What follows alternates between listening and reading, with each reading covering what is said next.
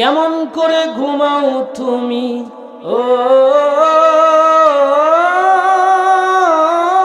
মানুষ, কেমন করে ঘুমাও তুমি ফজর করে কাজা, এমন তো হতে পারে জোহরে জানাজা তোমার। আল্লাহ পাক এই যে বিশাল একটা গ্রন্থ আসমানি কিতাব, এই চিঠিটা দিলেন।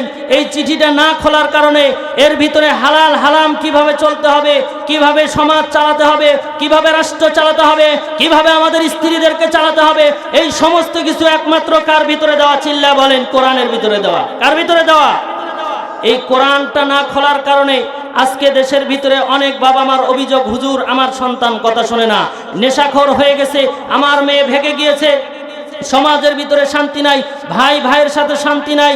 এরকম সমাজের ভিতরে কেউ যদি একজন ভালো চলে তাকে দেখতে পারে না। এগুলো করার একটাই কারণ, আমাদের সবার ভিতরে কোরআন নাই। কথা বলেন ঠিক কিনা? আল্লাহ এই কোরআন পাঠিয়েছে আমাদের ক্ষতির জন্য না লাভের জন্য? এই তো কয়েকদিন আগে দেখলেন না, আমাদের বাংলাদেশের একজন কৃতি সন্তান, যিনি কিনা আমাদেরকে স্বৈরাচার থেকে মুক্ত করেছিলেন, যার অন্যতম একজন নায়ক ছিল, তার নাম হলো শরীফ ওসমান হাদি ভাই।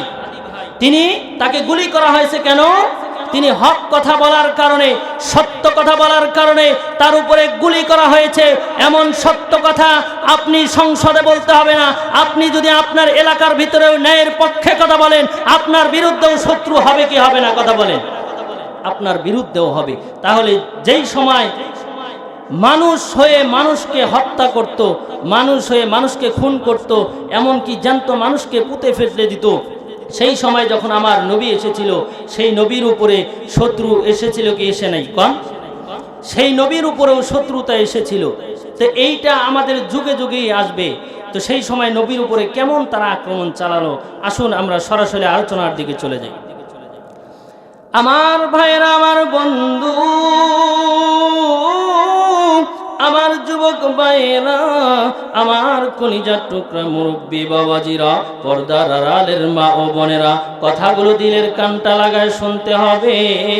ওই সময় আবু জেহেল চেয়েছিল মুহাম্মাদের শুধু ক্ষতি করতে। জোরে বলেন নাউজুবিল্লাহ। আমার ভাইয়েরা, আমার বন্ধু, ওই মক্কার ভিতরে একজন বুড়ি মা ভিক্ষা করার জন্য ঢুকেছিলেন। ভিক্ষা করার পরে তিনি যখন ভিক্ষা পাচ্ছেন না, এমন সময় তিনি দারুন নাদওয়া একটা অফিস ছিল, যেটা আবু জেহেলদের সংসদ ভবন ছিল।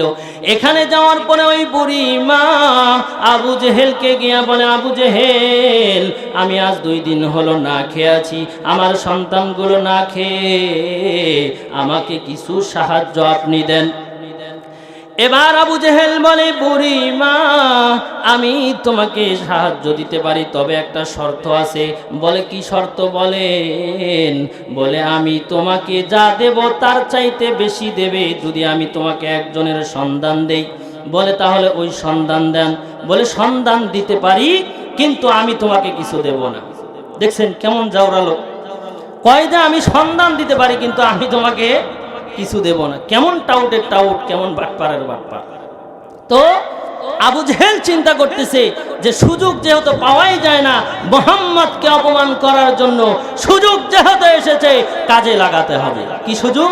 তিনি চিন্তা করলেন, এই ভিক্ষুককে নবীর সাহাবী আলীর কাছে পাঠাবো, যে আলী নিজেই খেতে পারে না, নবীর কাছে পড়ে থাকে, কোনো কিছু পাইলে খায়, না পাইলে খায় না।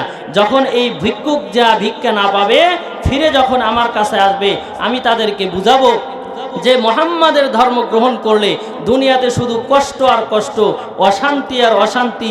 মুহাম্মদ যা বলে এগুলো বানোয়াট কথাবার্তা, এগুলোর কোনো ভিত্তি নাই। জবান বন্ধ রাখবেন না, আওয়াজ দিয়ে বলেন নাউজুবিল্লাহ। আমার ভাইয়েরা, আমার বন্ধু, আমার যুবক ভাইয়েরা, আমার কলিজার টুকরা মুরব্বী বাবাজিরা, পর্দার আড়ালের মা ও বোনেরা, এবার যখন আবু জেহেল বলল, ওই যে একটা ঘর দেখা যায়, ওই ঘরের ভিতরে একটা লোক আছে, তার নাম আলী। তুমি যা বলবা আপনি বলে এই মক্কার ভিতরে সবচেয়ে ধনী, আমাকে কিছু সাহায্য দেন, আমি আজ কতদিন হলো না খেয়ে আছি, আমাকে কিছু সাহায্য দেন। ওই বুড়িমা ভিক্ষুক, যেখানে বেশি পাবে সেখানেই তো যাবে। আমার ভাইয়ের, আমার বন্ধু, এবার ওই বুড়িমা তিনি চলে গেলেন হযরতে আলীর কাছে। আলীর কাছে যাওয়ার পরে বলে, আলী, আমি শুনলাম তুমি নাকি মক্কার ভিতরে সবচেয়ে ধনী। আল্লাহু আকবার বলেন। আমার ভাইয়ের, আমার বন্ধু, এবার হযরতে আলী বলে, আমি যে সবচেয়ে ধনী, আমি যে তোমাকে সাহায্য দেব, এই কথাটা তোমাকে কে বলল?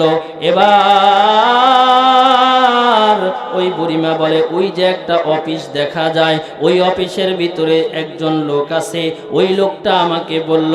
এবার হযরতে আলী তিনি তো একজন বিচক্ষণ মানুষ ছিলেন, তিনি এমন একজন মানুষ ছিলেন, আমার আপনার নবী, বিশ্ব নবী বলেছে, আমি হলাম জ্ঞানের শহর, আর ওই জ্ঞানের শহরের দরজা হলো আমার আলী।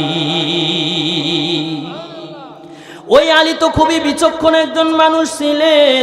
ওই বুড়িমাকে বললেন, কে পাঠিয়েছে? যখন বললেন অমুক পাঠিয়েছে, এবার হযরতে আলী বুঝতে পারলেন আবু জেহেল আমার নবীকে অসম্মান করার জন্য, আমাদেরকে ছোট করার জন্য, আমাদেরকে খাটো করার জন্য এই বুড়িমাকে আমাদের কাছে পাঠিয়ে দিয়েছেন। এবার হযরতে আলী ওই বুড়িমাকে বললেন, আপনি একটু দাঁড়ান। এই কথা বলিয়া তিনি নিচের ভিতরে হাত দিয়া কিছু বালু আর কিছু পাথর নিয়া এবার ওই বুড়িমাকে বলে, আপনি একটু কোচা পাতেন, হাতের ভিতরে দিলে হবে না, এগুলো নেন। এবার ওই বুড়িমা বলে, ওগো আলী, আপনি কি আমাকে বোকা পেয়েছেন নাকি? আপনি বালু আর কিছু পাথর দেবেন, আমি তো এত বোকা না, আমি নেব না। ওই আলী বলে, বুড়িমা রে, আপনি নিয়ে যান, নিয়ে যাওয়ার পরে খুলে দেখবেন, যদি মূল্যবান সম্পদ হয় তাহলে আপনি নেবেন, না হলে আপনি ফেলে দেবেন।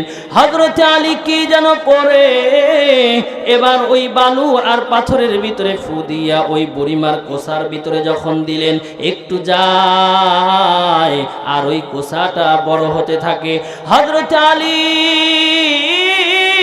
রাদিয়াল্লাহু তাআলা আনহু এবার ওই বুড়িমাকে বললেন, আপনি একটু ওই যে আপনাকে পাঠিয়েছে তার কাছে যাবেন। এবার যখন ওই আবু জেহেলের কাছে ওই বুড়িমা গেলেন, যাওয়ার পরে বলতেছে, বুড়িমারে, আপনাকে কি ভিক্ষা দিয়েছে নাকি? বলে, হ্যাঁ, অনেকগুলো আমাকে ভিক্ষা দিয়েছে। এবার তো আবু জেহেলের মাথা খারাপ হয়ে গেছে, তিনি চিন্তা করলেন যে আলী নিজেই খেতে পারে না, 2 দিন 3 দিন তার ঘরে খাবার থাকে না, সে আলী তোমাকে কি দিল? এবার ওই বুড়িমা বলে, একজন দিছে দেখে আপনার হিংসা হয়, একজন দিছে দেখে আপনার হিংসা হয় না? এবার ওই বুড়িমাকে বলে, কি দিছে দেখি। যখন কিনা ওই বুড়িমা এইভাবে ধরে আছেন, আবু জেহেল এরকম টান দেওয়ার পরে দেখে ওই কোষার ভিতরে এত সুন্দর হীরা জহরত মাণিক্য মুক্তা, যে আবু জেহেল দেখে বলে, আমার জীবনে আমি এই রকম পাথর দেখি নাই। চিৎকার দিয়ে বলেন আল্লাহু আকবার, আরো জোরে বলেন আল্লাহু আকবার। আমার ভাইরা, এবার শয়তান লোকের দেখবেন শয়তানি বুদ্ধি ছাড়া ভালো বুদ্ধি আসে না, ঠিক কিনা বলেন? যারা খারাপ মানুষ ওদের চিন্তা খালি খারাপ, খালি নেগেটিভ কে যাবে, ভালো চিন্তা তারা করবেন। তো এবার আপনাদের খারাপ লাগতেছে নাকি? তো আবু জেহেল চিন্তা করলো, আলী তো গরিব মানুষ, সেগুলো পেল কোথায়? একে নিয়ে আমার ভাতিজা মুহাম্মাদের কাছে যাব, গিয়ে নালিশ দেব যে আলী এই পাথরগুলো চুরি করেছে। চিৎকার দিয়ে বলেন না নাউযুবিল্লাহ। আমার ভাইরা, আমার বন্ধু, এবার যখন ওই বুড়িমাকে সঙ্গে নিয়া আবু জেহেল যখন হযরত নবী করিম সাল্লাল্লাহু আলাইহি সাল্লামের কাছে গেলেন, আমার ভাইরা, গভীর মনোযোগ দেন, কথাগুলো দিলেন কানটা লাগায় শুনবেন। এবার যখন আবু জেহেল নবীজির কাছে ওই বুড়িমাকে নিয়ে গেলেন, নিয়ে যাওয়ার পরে ডাক দেয়া বলে, ভাতিজা মুহাম্মদ, আমি তো মনে করেছিলাম তোমাদের ধর্মটা ভালো, তোমরা বড়ই ভালো মানুষ, কিন্তু তোমাদের ধর্মের ভিতরে এমন একজন চোর আছে, আমি তো তা জানি না। জোরে বলেন নাউজুবিল্লাহ। আমার ভাইয়ের, আমার বন্ধু, আমার যুবক ভাইয়েরা, আমার কলিজার টুকরা মুরব্বী বাবাজিরা, পর্দার আড়ালের মা ও বোনেরা, কথাগুলো দিলের কানটা লাগায়া গভীর মনোযোগ দিয়ে শুনতে হবে। এবার নবীজি বলে, কে চুরি করেছে? এবার নবীজিকে আবু জেহেল বলে, আপনার প্রাণের প্রিয় সাহাবী হযরতে আলী। নবীজি এবার বললেন, যেহেতু আলী চুরি করেছে, এখানে যেহেতু আলী উপস্থিত নাই, যেহেতু আলী এখানে নাই, তাহলে আলীকে ডাকার দরকার আছে না নাই? অবশ্যই আছে। এবার যখন হযরতে আলীর কাছে খবর পাঠালেন, হযরতে আলী যখন নবীর দরবারে আসলেন, আসার পরে বলেন, আসসালামু আলাইকা ইয়া রাসূলুল্লাহ, কেন আপনি আমাকে ডেকেছেন? এবার নবীজি সাল্লাল্লাহু আলাইহি ওয়াসাল্লাম বলে, তুমি নাকি এই পাথরগুলো চুরি করেছো? এবার বলে, কে বলল? এবার বলে, আমার চাচা আবু জেহেল বলল। যখন কিনা এই কথা বলেছে, বলে, আমি যদি চুরি করেই থাকি তাহলে আমি বলবো না। এই যে ভিক্ষুক বুড়িমা দাঁড়িয়ে আছে, এই বুড়িমাকে জিজ্ঞাসা করেন আমি চুরি করেছি নাকি কোথা থেকে দিয়েছি।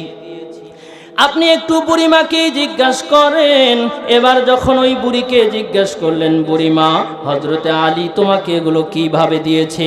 এবার ওই বুড়িমা ডাক দেয়া বলে, নবীজি, হযরতে আলীর কাছে যখন আমি গেলাম, হযরতে আলী আমাকে দাঁড় করাইয়া নিচে থেকে কিছু বালু আর পাথর নিয়া কি যেন পরে ফু দিয়া আমার কোষার ভিতরে দিল। দেওয়ার পরে এগুলো হয়ে গেল। এবার আবু জেহেল বলে, আমি বিশ্বাস করি না। কি বলে? আমি বিশ্বাস করি না। আরে তোদের তো বিশ্বাস হবেই না। এই কোরআন দিয়ে যদি দেশ চালানো যায়, এই কোরআনের আইন যদি পার্লামেন্টে বাস্তবায়ন করা যায়, এই কোরআন দিয়ে যদি সমাজ চালানো যায়, বাংলার জমিনে একটা চোর থাকবে না, একজন খুনি থাকবে না, একজন বাটপার, অন্যায়, অত্যাচার, জুলুমকারী, ধর্ষণকারী থাকবে না। কথা বলেন ঠিক কি না?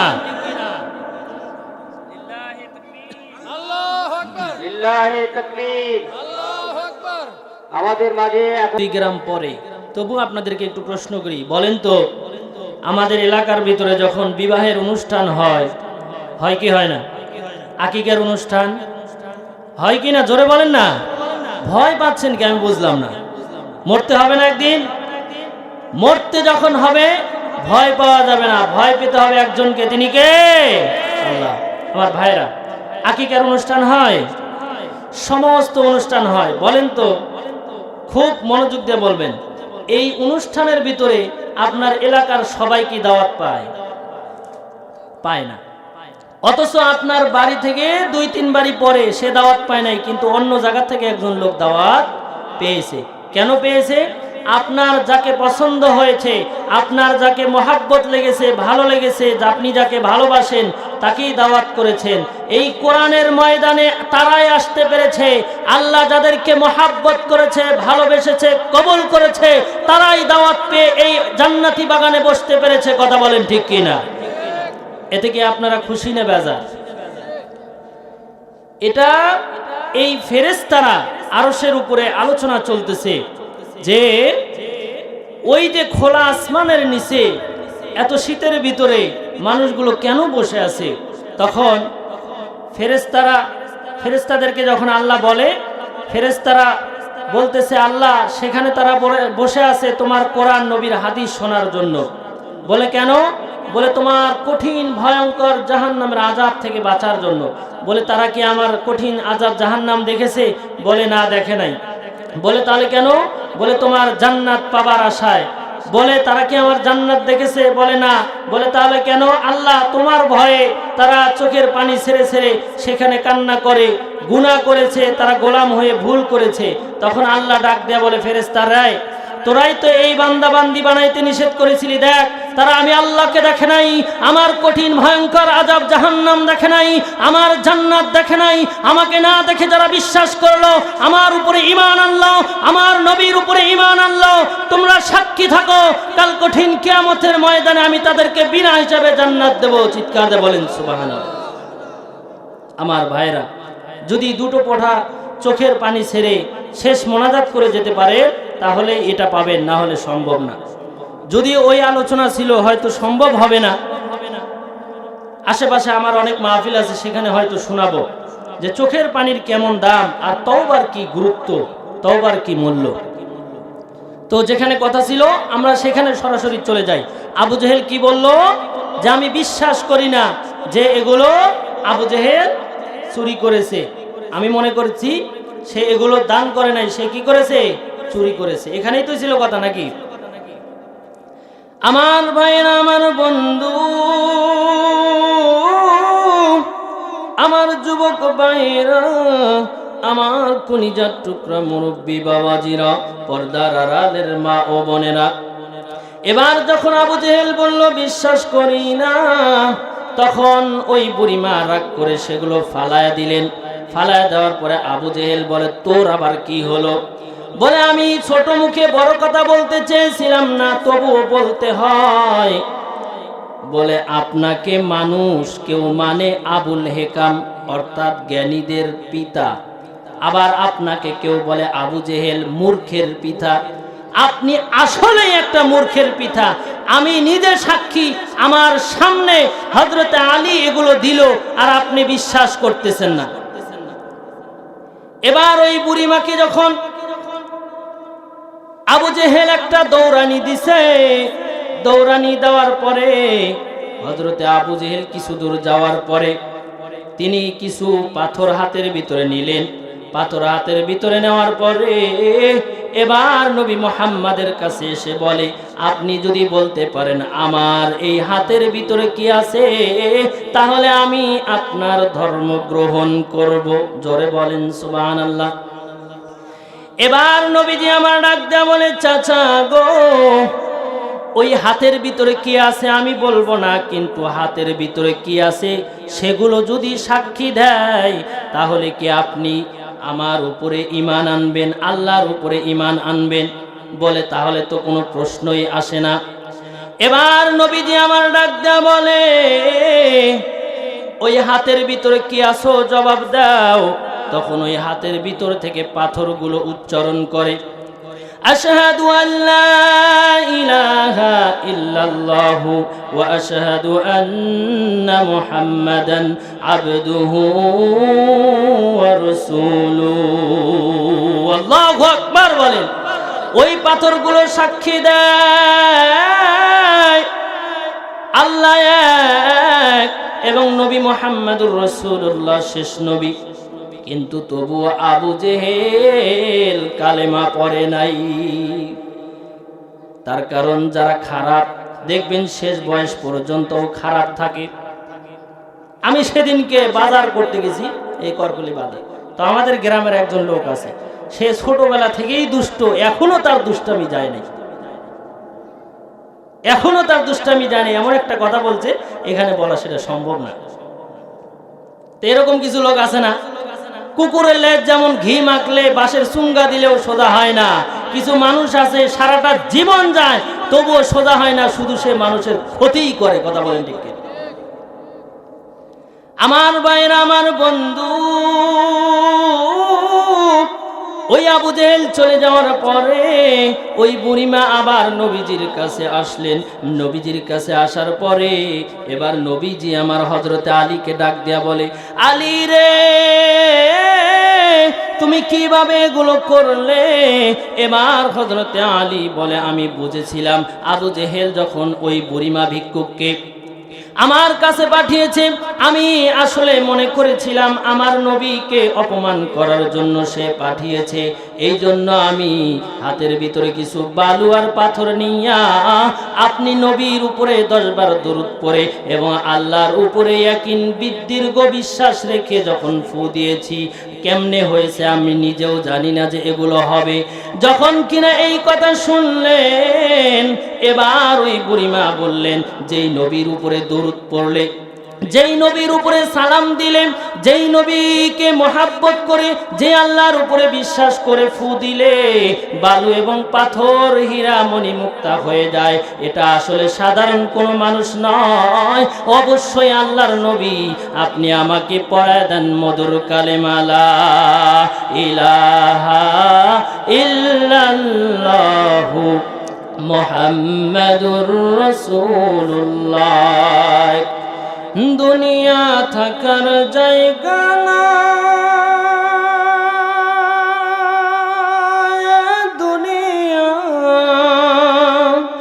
দুনিয়া থাকার জায়গা না, নাকের কাছে জীবন তোমার, মরণ ঘরের পিছে, পরাণ পাখি দিলে ফাঁকি, সবই তোমার মিশে। ঠিক কিনা বলেন? নাকের কাছে জীবন তোমার, মরণ ঘরের পিছে, পরাণ পাখি দিলে ফাঁকি, সবই তোমার মিশে। ও একলা একা থাকবা তুমি, একলা একা থাকবা তুমি, সঙ্গী পাইবা না, দুনিয়া থাকার জায়গা না, দুনিয়া থাকার জায়গা না, এ দুনিয়া, দুনিয়া থাকার জায়গা না। আতর সাদা কাপড় দিয়া মরায় রাখবে দেহ, হইলে কবর তোমার খবর নেবে না আর কেহ। আতর সাদা কাপড় দিয়া মরায় রাখবে দেহ, হইলে কবর তোমার খবর নেবে না আর কেহ। ও থাকবা তুমি, একলা একা থাকবা তুমি, সঙ্গী পাইবা না, দুনিয়া থাকার জায়গা না, দুনিয়া থাকার জায়গা না, দুনিয়া, দুনিয়া থাকার জায়গা না। বলুন মারহাবা। বলেন কেউ থাকতে পারবো? কেউ থাকতে পারবো না। তবে নিয়ে যেতে হবে 2টা জিনিস। বলেন কয়টা জিনিস? সেই 2টা জিনিস কি আমরা জানবো, বলি ইনশাআল্লাহ। কিন্তু বলেন তো আমরা জান্নাত চাই কি চাই না? সবাই হাত তুলে টান টান করে বলেন জান্নাত চাই কি চাই না? আল্লাহ তুমি এই হাতগুলো জান্নাতি হাত হিসেবে কবুল করো, জোরে বলেন আমিন। হাত নামান। তো আমাদের দেশের ভিতরে একটা প্রবাদ বাক্য আছে, কিছু পেতে হলে কিছু দিতে হয়। তো জান্নাত পেতে হলে আমাদেরকে আল্লাহকে কিছু দিতে হবে। কি করতে হবে? আল্লাহকে দিতে হবে। সেটা কি? আসুন আমরা কোরআন এবং হাদিস থেকে জানবো। এই পৃথিবীতে একজন বাদশাহ এসেছিলেন, তার নাম হলো বাদশাহ হারুনুর রশিদ। বলেন কি রশিদ? আমার ভাইয়ের, আমার বন্ধু, আমার যুবক ভাইয়েরা, আমার কলিজার টুকরা মুরব্বী বাবাজিরা, পর্দার আড়ালের মা ও বোনেরা, কথাগুলো দিলের কানটা লাগায়া গভীর মনোযোগ দিয়ে শুনতে হবে। এই বাদশাহ হারুনুর রশিদ তিনি চিন্তা করলেন, আমি হলাম খলিফাতুল মুসলিমিন, আমি এই এলাকার ভিতরে এমন একটা মসজিদ বানায় দেব, যেই মসজিদের ভিতরে লোকজন শুধু নামাজ পড়বে। কিন্তু তিনি তার রাজ্যের ভিতরে ঘোষণা করে দিলেন, এই মসজিদের ভিতরে কেউ দান করতে পারবে না। আমাদের প্রত্যেকটা উপজেলায় একটা করে মসজিদ হয়েছে কি হয় নাই বলেন? এটার ভিতরে কি আমরা কেউ দান করতে পারছি? আমরা কেউ দান করতে পারি নাই, কিন্তু পরে খবর নিয়ে দেখা গেল চোরের উপর বাটপারি, তার উপরে সিনা চুরি। কথা বলেন ঠিক কিনা? যে মসজিদগুলো করেছে সব বিদেশি টাকা, কিন্তু নাম ফুটিয়েছে তার।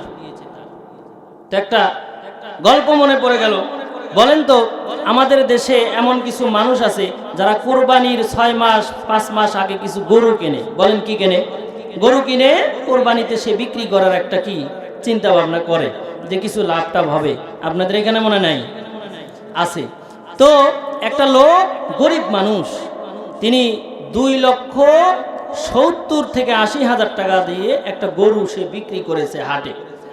তো বিক্রি করার পরে এই বিক্রির গরুটা একটা চোর দেখছে।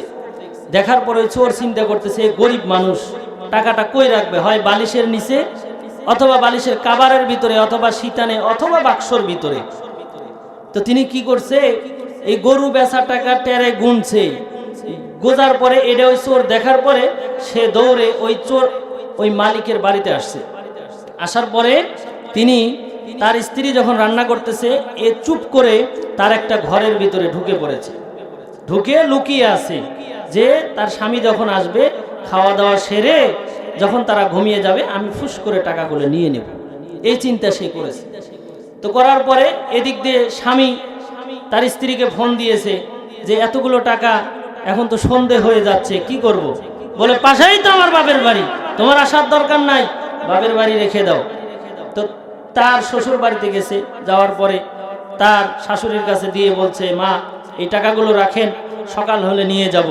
তো তার শাশুড়ি তাকে আপ্যায়ন টাপ্যায়ন যা করার করেছে, করার পরে এবার সে রাত ওখানে থেকেছে।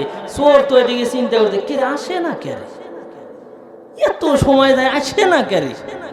চোর খালি চিন্তা করে আর এন্দুরের মতো চোখ করে তাকায়, কে রে দরজা খুললো নাকি। অর্থ চিন্তা চুরি করে, অর্থ তখন ঘুম ধরবে না। কিন্তু তার স্ত্রী ছলবল নিয়ে ঘুমিয়ে পড়ছে। ঘুমিয়ে পড়ার পরে ওই এলাকার ভিতরে আবার কিছু ডাকাত ছিল। এখন তো ডাকাত কমছে, আগে কিন্তু ডাকাত ছিল, ঠিক কিনা? তো ডাকাতরা চিন্তা করলো এই গরিব মানুষ, আমরা কয়েকজন যায়া তার টাকাগুলো ছিনতাই করে নেব। তো তারা আসছে, আসার পরে দরজায় টোকা দিতেছে, এই দরজা খোল। এখন তার স্ত্রী তো ভয় পাইছে, মেয়ে মানুষ ভয় তো পাই। তো বলতেছে, কে আপনি, কারা? বলে খোল, টের পাবিনি কারা, খোলার পরেই দেখছেনি আমরা কারা। তো মহিলা মানুষ ভয়, খুলতেছে না। তো এক পর্যায়ে সে লাথি মেরে দরজাটা ভেঙে ফেলেছে। ভাঙার পরে ওই ডাকাতগুলো তাকে বলতেছে, এই তোর স্বামী কোথায়, টাকা কোথায় রাখছিস?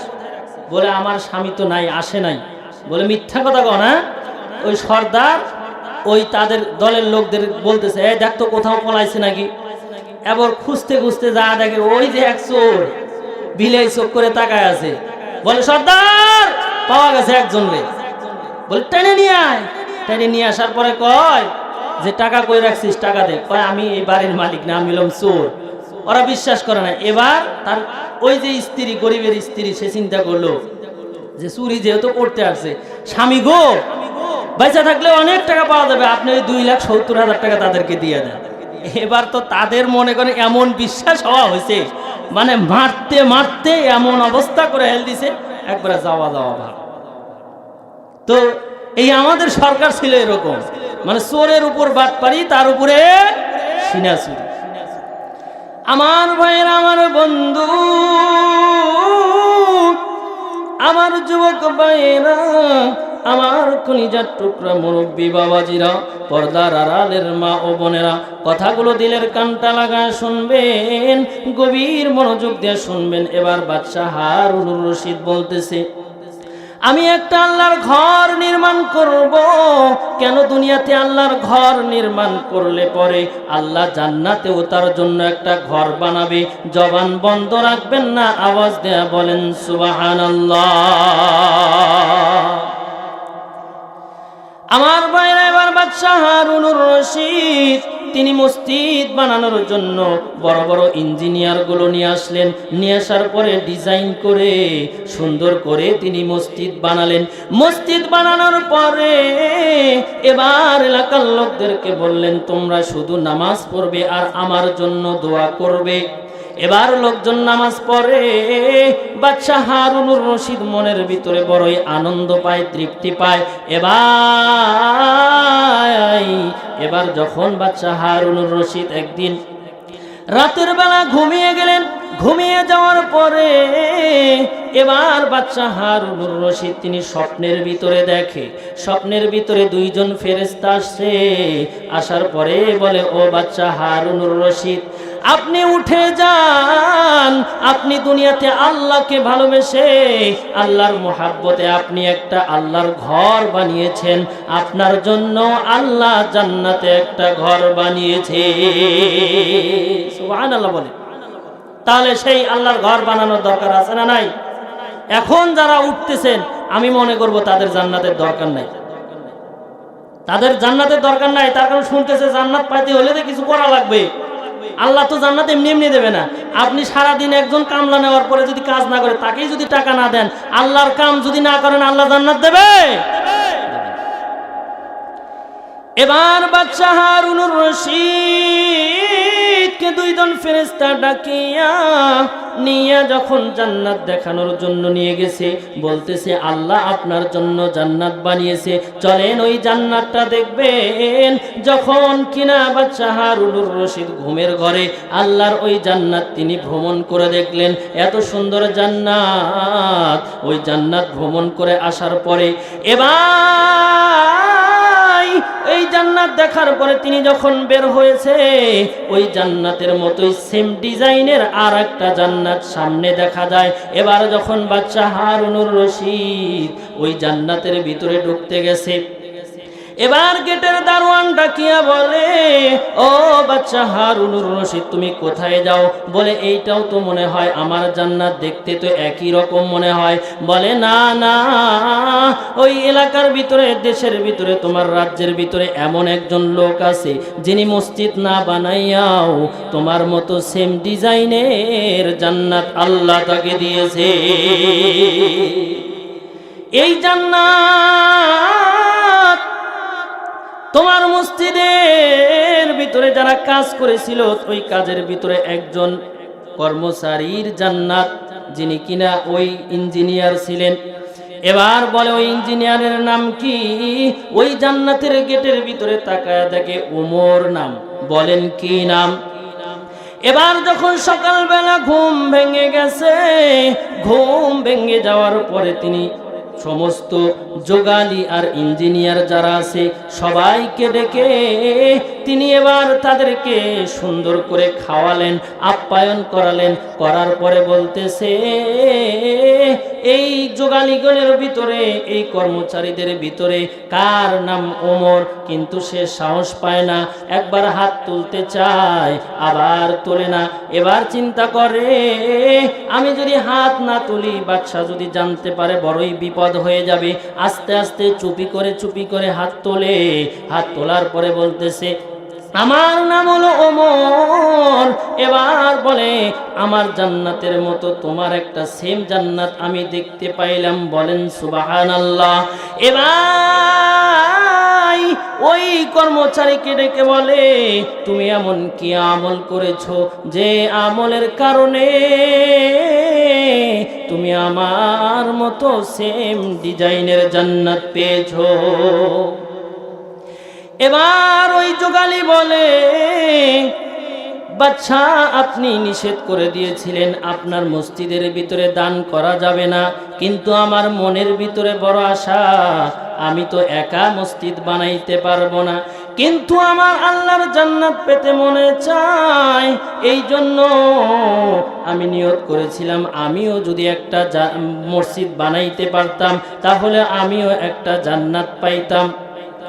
এবার ওই লোকটা এবার বলে, আপনার এখানে সারাদিন কাজ করার পরে যখন আমি রাতের বেলা বাড়িতে যাই, বাড়িতে যাওয়ার পরে আগের যুগে বাজান কিন্তু কল ছিল না, টিউবওয়েল ছিল না, সাবমার্সি ছিল না, ছিল কি ছিল না?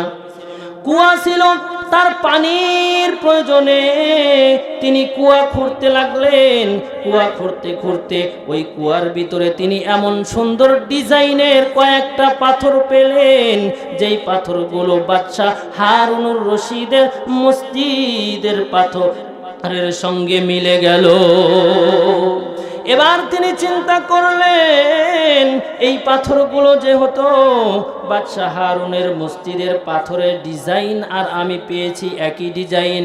আমি কি করব, দিনের বেলা তো দান করতে পারবো না, রাতের অন্ধকারে তিনি ওই পাথরের ভিতরে এবার ওই কয়েকটা পাথর এনে দিলেন, আর দু চোখ দিয়ে পানি পড়তেছে আর আল্লাহকে বলতেছে, মালিক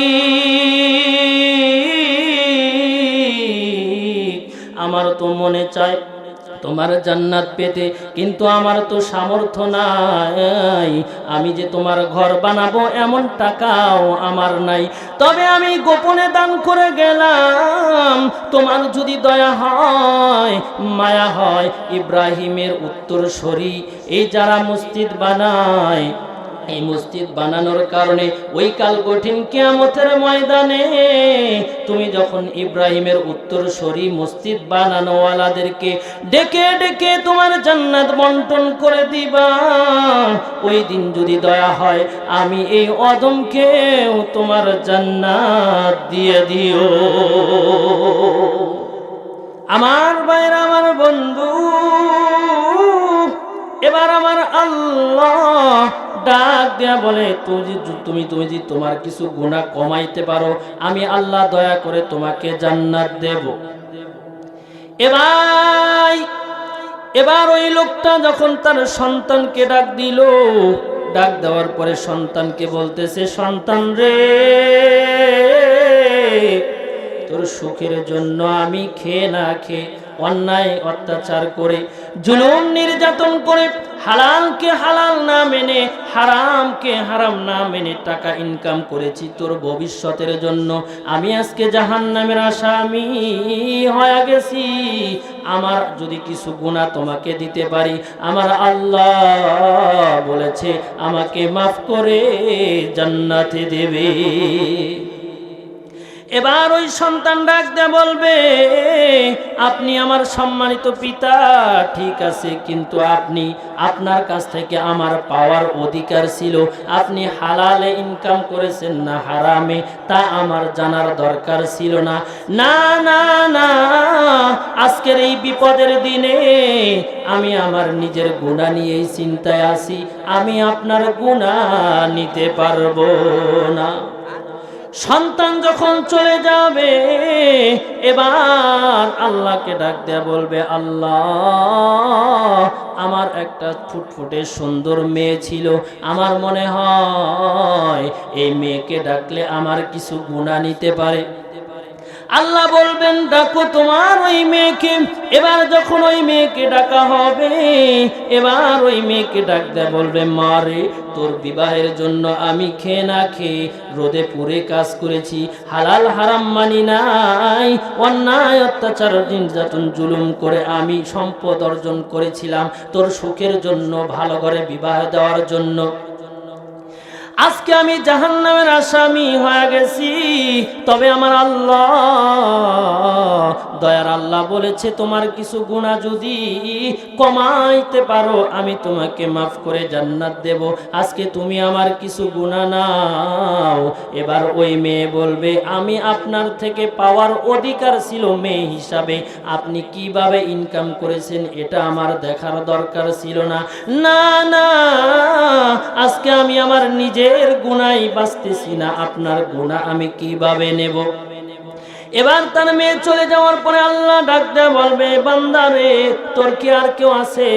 এবার ওই বান্দা বলবে, আমার একজন স্ত্রী আছে, যার সঙ্গে সুখে দুঃখে 30, 40, 50 বছর একসঙ্গে হাসি তামাশা করেছি, দুঃখ ভাগাভাগি করে নিয়েছি। আমার মনে হয়, আমার বিশ্বাস ওই স্ত্রীকে ডাকলে আমার গুনাহ নেবে, বলে ডাকো তোমার ওই স্ত্রীকে। এবার যখন ওই স্ত্রীকে ডাকলেন, স্ত্রীকে ডাকিয়ে বলে, স্ত্রী রে, তোমার সঙ্গে সুখে দুঃখে 40-50 বছর একসঙ্গে কাটিয়ে দিয়েছি। আজকে আমি গুনার কারণে জাহান্নামের আসামি হয়ে গেছি। আজকে আমি জাহান্নামের আসামি হয়ে গেছি। তবে আমার আল্লাহ সুযোগ দিয়েছে, তোমার কিছু গুনাহ যদি কমাইতে পারো আমি দয়া করে তোমাকে জান্নাত দেব। এবার যখন তার স্ত্রীকে বললেন, তার স্ত্রী বলতেছে, আমি আপনার থেকে পাওয়ার অধিকার ছিলাম। আপনি যখন আমাকে বিবাহ করেছিলেন তখন শর্ত দিয়েছিলেন আমার ভরণ পোষণের দায়িত্ব আপনি নেবেন। দেনমোহর আপনি দেওয়ার প্রয়োজন ছিল, দিয়েছেন। আপনি হালালে না হারামে ইনকাম করেছেন এটা আমার দেখার দরকার ছিল না। আমি পাওয়ার অধিকার ছিলাম, আমি পেয়েছি। না না, আজকে আমি আপনার গুনার ভাগ নিতে পারবো না। নিজের গুনাহ নিয়েই নিজে চিন্তিত। না না, আমি আপনার গুনাহ আজকে নিতে পারবো না। এইভাবে যখন বলে, এবার আমার আল্লাহ ওই বান্দাকে ডাক দেয়া বলবে, বান্দারে তোমার কি আর কেউ আছে?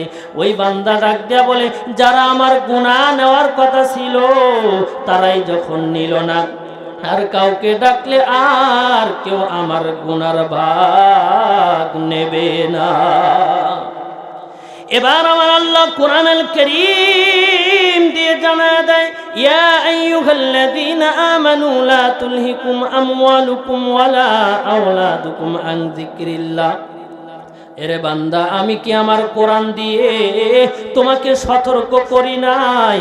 তুমি কি আমার কোরআন খোলো নাই? তুমি কি আমার কোরআন পড়ো নাই? আমি আমার কোরআন দিয়ে বলেছিলাম, তোমরা তোমার সন্তান সন্তাদি সম্পদের মোহে পড়ে আমি আল্লাহকে বলে যেও না। কেমন করে ঘুমাও তুমি ও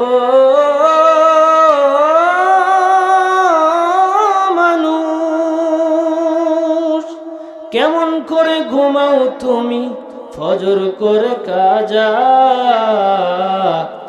এমনও তো হতে পারে জোহরে জানাজা তোমার। এমনও তো হতে পারে যুবক আসরে জানাজা। মুসলিম হয় না জন্ম নিলে মুসলমানের ঘরে, কাফের মুমিন তফাৎটা হয় সালাতের উপরে। ঠিক কিনা বলেন? মুসলিম হয় না জন্ম নিলে মুসলমানের ঘরে, কাফের মুমিন তফাৎটা হয় সালাতের উপরে। এ জীবনে নামাজ যেন, এ জীবনে সালাত যেন হয় না কবু কাজা। এমনও তো হতে পারে যুবক জোহরে জানাজা। বেনামাজির লাশ কবরেতে রাখিবে যখন, মাটির চাপে পাঁজরের হাড় ভাঙবে রে তখন। বেনামাজির লাশ কবরেতে রাখিবে যখন, মাটির চাপে পাঁজরের হাড় ভাঙবে রে তখন। কেমন করে ঘুমাও তুমি ও মানুষ? কেমন করে ঘুমাও তুমি ফজর করে কাজা? এমনও তো হতে পারে যুবক জোহরে জানাজা। বলেন লিল্লাহি তাকবীর। হতে পারে কি পারে না? বলেন হতে পারে কি পারে না? ঘুম ভাঙলে সকাল, না ভাঙলে পরকাল। কথা বলেন ঠিক কি না?